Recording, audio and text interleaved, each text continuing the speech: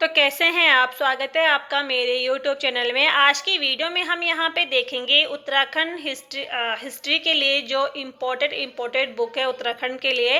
तो सबसे पहले हम यहाँ पे देख रहे थे अजय राव जी की जो बुक है।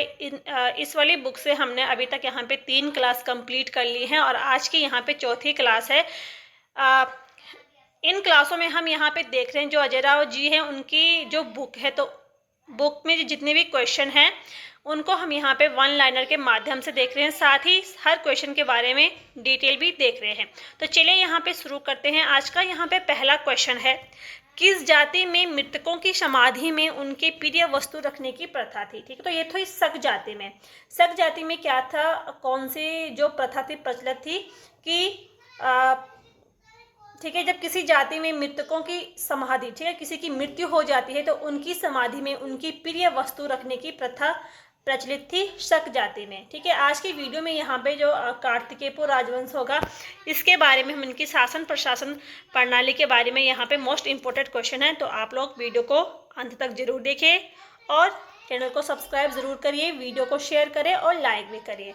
दूसरा यहाँ पे क्वेश्चन है कि राज्य की कौन सी जाति खुद को आर्यों का वंशज मानती थी। ठीक है, तो ये है खस जाति। जो खस जाति थी तो ये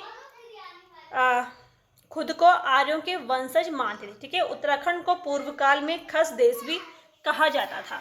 अगला यहाँ पे क्वेश्चन है कि एटकिंसन के अनुसार आसन व वासन थे। ठीक है, तो ये आसन और वासन क्या थे, तो ये कत्यूरी राजाओं के नाम थे।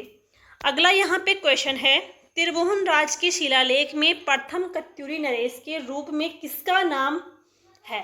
ठीक है, तो प्रथम कत्यूरी जो शासक है वो है बसंत देव। अगला यहाँ पे क्वेश्चन है, इसके बारे में डिटेल है। जो बागेश्वर शिलालेख है तो इसमें पता चलता है, ठीक है, कि कत्यूरी राजवंश का जो प्रथम नरेश था वो था बसंत देव। ठीक है, और बागेश्वर शिलालेख किसका लेख है, तो ये त्रिभुवन राज का लेख है। इसके अलावा बागेश्वर शिलालेख में 2 राजाओं के नाम अंकित हैं। ठीक है, पहले यहाँ पे त्रिभुवन राज का लेख अंकन किया गया, उसके बाद यहाँ पे भूदेव ने अपना एक लेख इसमें अंकित करवाया था। अगला क्वेश्चन है, किस कत्यूरी शासक द्वारा जागेश्वर मंदिरों में विमानों का निर्माण करवाया। ठीक है, विमानों यानी विमानों का मतलब होता है कि मंदिर की जो चोटियां होती है उनका निर्माण किसने करवाया था, तो वो करवाया था निम्बर देव। ठीक है, मंदिर की चोटी को विमान कहा जाता है। इसके अलावा जो निम्बर देव हैं तो इनको शत्रुहंता के नाम से भी जाना जाता है और निम्बर देव ने पाल शासकों के साथ संधि की थी। ठीक है, जो पाल शासक था धर्मपाल, इसके साथ इन्होंने संधि की थी और निम्बर देव जो था ये शैव धर्म का अनुयायी था। अगला यहाँ पे क्वेश्चन है, कत्यूरी वंश का सबसे प्रतापी राजा कौन था। ठीक है, तो वो था ललितसुर देव।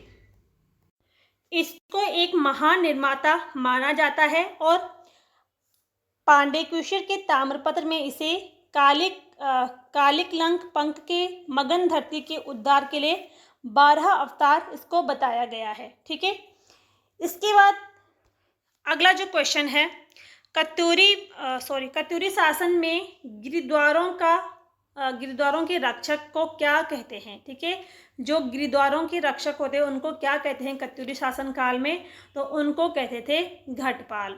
ठीक है, इसके अलावा जो सीमाओं का रक्षक होता था उसको प्रांतपाल कहा जाता था। सीमावर्ती इलाके होते थे, ठीक है, उनमें आने जाने वाले व्यक्तियों के ऊपर जो निगरानी करता था उसको वर्मपाल कहा जाता था।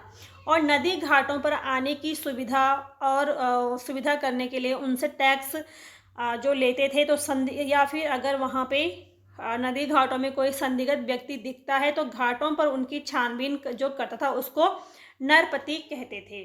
ठीक है, तो जो गिरदारों के रक्षक उसको घटपाल कहा जाता था, सीमाओं का रक्षक उसको प्रांतपाल कहा जाता था, सीमावर्ती इलाके जो होते थे उनमें आने जाने वाले व्यक्तियों के ऊपर जो निगरानी करता था उसको वर्मपाल कहा जाता था, और नदी घाटों पर आने की सुविधा, टैक्स लेना, संदिग्ध व्यक्ति जो दिखता था उन घाटों पे उनकी छानबीन करना, वो नरपति कहलाता था। अगला यहाँ पे क्वेश्चन है, कत्यूरी नरेशों की सेना कितने भागों में विभाजित थी। ठीक है, जो कत्यूरी नरेश थे इनकी जो सेना थी वो 4 भागों में विभाजित थी। ठीक है, पहले यहाँ पे देखते हैं जो पदातिक सेना जो इनकी होती थी, ठीक है, पदातिक सेना यानी कि पैदल सेना जो होती थी, तो इसका जो नायक था उसको गोलमिक कहा जाता था। दूसरी इनकी जो सेना थी वो थी अश्वरोही। अश्वरोही यानी कि जो घुड़सवार सेना होती थी, और उसका जो नायक था उसको अश्वबलाधिकृत कहा जाता था, ठीक है। अगली यहाँ पे तीसरी जो सेना थी इनकी वो थी गजारोही। गजारोही इनकी जो सेना थी, तो यानी कि हाथियों पर सवार करके युद्ध जो करते थे, ठीक है। तो इसका जो नायक था उसको कहा जाता था हस्तबलाधिकृत। और चौथा यहाँ पे जो चौथी इनकी सेना थी वो थी उष्ट्रोही सेना, ठीक है। उष्ट्रोही यानी कि ऊंट पर सवार होकर युद्ध करने वाले जो सैनिक होते थे, और इनका जो नायक होता था उसको उष्ट बलाधिकृत कहा जाता था, ठीक है। तो इसीलिए कत्यूरी नरेश जो थे इनकी सेना को 4 भागों में बांटा गया था: पदातिक सेना, अश्वरोही सेना, गजारोही सेना और उष्ट्रोही सेना। अगला यहाँ पे जो क्वेश्चन है, कत्यूरी काल में अपराधियों को पकड़ने वाला क्या कहलाता था, ठीक है। तो वो कहलाता था दोषप्राधिक। इसके अलावा यहाँ पे एक दंडिक होता था और एक होता था खड़िगक, ठीक है। खड़िगक, एक खड़िगक होता था, एक होता था दांडिक, ठीक है। तो ये दोनों क्या करते थे, इनका जो कार्य होता था कि राज्य के लोगों की संपत्ति की रक्षा करने वाले होते थे। इसके अलावा यहाँ पे होता था एक दंडपाशिक। तो ये जो दंडपाशिक था ये कौन होता था, तो ये पुलिस विभाग का एक सीनियर ऑफिसर होता था, उसको दंडपाशिक कहा जाता था। इसके अलावा एक यहाँ पे होता था प्रभातकार। प्रभातकार यानी कि जो भूमि को विधि पूर्वक नापता था, और एक होता था यहाँ पे औपचारिक, ठीक है। औपचारिक का कार्य क्या होता था कि जो भूमि के अभिलेख होते थे या उनके जो कागज होते थे उनको ये संभाल कर रखता था, ठीक है। भूमि के अभिलेखों या कागजों को रखने वाला औपचारिक कहलाता था, और भूमि को विधि पूर्वक जो नापने वाला था उसको प्रभातार कहा जाता था। अगला यहाँ पे हमारा क्वेश्चन है, कत्यूरी काल में कर अधिकारी होता था, ठीक है। तो एक होता था यहाँ पे भोगपति, और इसके साथ यहाँ पे एक दूसरा अधिकारी होता था सैल्मिक, ठीक है। अगला यहाँ पे क्वेश्चन है, कत्यूरी काल में प्रांतों को विषयों यानी कि प्रांतों को जो था जिलों में बांटा जाता था उसको विषय कहते थे। तो कत्यूरी शासनों के कितने विषय का पता चलता है, यानी कितने इनके जिलों के पता चलता है, तो इनके जो जिले थे वो थे यहाँ पे 5 विषय, ठीक है। 5 विषय का पता चलता है, ठीक है। 4 विषयों का पता तो कत्यूरी राजाओं के अभिलेखों में मिलता है, और 5वां जो विषय है यानी कि जो 5वां जिला है उसकी जानकारी कहाँ से मिलती है, तो वो लोक गाथाओं से मिलती है, ठीक है। कभी कभी क्वेश्चन बन जाता है कि इनके विषयों के नाम हैं कौन कौन से हैं बताइए। तो जो 5 इनके विषय हैं, तो एक पहला था यहाँ पे अंतराग विषय, ठीक है। अंतराग विषय जो था ये भागीरथी से लेके अलकनंदा के बीच का जो इलाका होता उसको माना जाता था। दूसरा था यहाँ पे ऐसाल विषय, ठीक है। ये भागीरथी तथा यमुना नदी के बीच का जो इलाका होता था उसको माना जाता था। तीसरा था यहाँ पे टंकण विषय, ठीक है, जहाँ पे भागीरथी और अलकनंदा का संगम होता है, ठीक है। यानी कि जहाँ से भागीरथी नदी निकलती है और अलकनंदा का संगम होता है यानी कि देवप्रयाग तक, ठीक है। इसके बीच का जो इलाका होता था उसको टंकण विषय कहा जाता था। और चौथा था यहाँ पे कार्तिकेयपुर विषय, ठीक है। तो जोशीमठ से गोमती नदी घाटी तक का जो क्षेत्र होता था उसको यहाँ पे कार्तिकेयपुर विषय कहा गया है।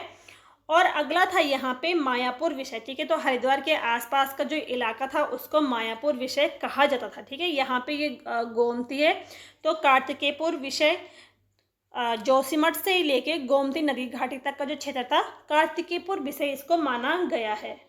अगला क्वेश्चन है, दुधारू पशुओं से दुग्धादि प्राप्त करने का कार्य कौन करता था, तो वो करता था आभीर, ठीक है। उसको आभीर कहा जाता था।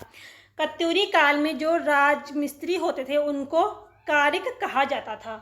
अगला क्वेश्चन है, मानेश्वर महादेव गुफा कहाँ पे स्थित है, तो ये जो मानेश्वर महादेव गुफा है ये चमोली जनपद में स्थित है। इसके अलावा चमोली की कुछ अन्य यहाँ पे गुफाएं जैसे मुचकुंद गुफा हो गया, ब्यास गुफा हो गया, स्कंद गुफा, गणेश गुफा, नारद गुफा, राम गुफा, भरत और टिम्मरसैंड गुफा जो कि बर्फ के शिवलिंग के लिए प्रसिद्ध है। तो ये जो सभी गुफाएं ये चमोली जनपद में स्थित है।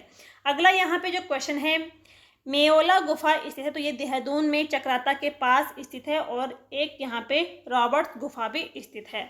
अगला यहाँ पे जो क्वेश्चन है, उत्तराखंड का पहला उल्लेख किस ग्रंथ से होता है, किस ग्रंथ से प्राप्त होता है, तो ऋग्वेद में। ठीक है, उत्तराखंड का पहला उल्लेख मिला है ऋग्वेद में। ठीक है, ऋग्वेद में उत्तराखंड के लिए देवभूमि, मनुष्यों की भूमि शब्द का प्रयोग किया गया है। इसके अलावा ऐतरेय ब्राह्मण ग्रंथ में उत्तराखंड के लिए उत्तर कुरु का प्रयोग किया गया है। इसके अलावा बौद्ध ग्रंथों में उत्तराखंड के लिए हिमवंत शब्द का प्रयोग किया गया है, और स्कंद पुराण में उत्तराखंड के लिए केदारखंड और मानसखंड कहा गया है। अगला यहाँ पे जो क्वेश्चन है कि किस स्थान पर आदि पूर्वज मनु का निवास स्थान व कुबेर की राजधानी थी। ठीक है, तो ये थी अलकापुरी को। ठीक है, अलकापुरी को कहा गया है कि आदि पूर्वज मनु का निवास स्थान और कुबेर जी की राजधानी बताई गई है अलकापुरी को।